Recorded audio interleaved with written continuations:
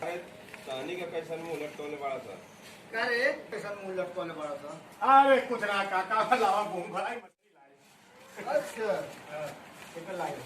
अरे बहुत लाइन बहुत मजा ना है।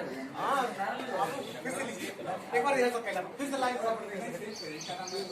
भाई आज इसका सेवा सत्कार बहुत हुआ है। आजकल बहुत लोग देखते हैं। ठीक है 4 अलग शूटिंग करके मिला देखते हैं। नहीं सोनी पाले क्यों बोल रहे थे अभी वो बोला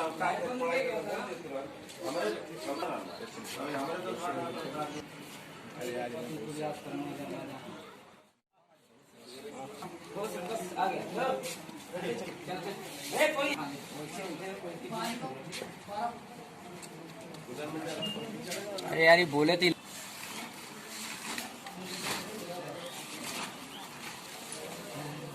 जल्दी होगा का वो बेच मछली लेगा का शाम के काज दे दुश्मन अनाज के अरे खेत तो कौन पड़ा गई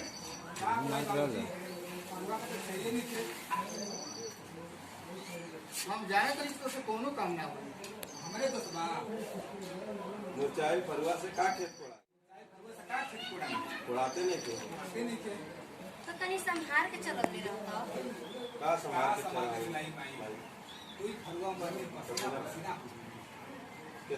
अरे तोनी के काहे मुंह लटकोले बड़ा कुछ ना काका लाओ घुमतवार भाई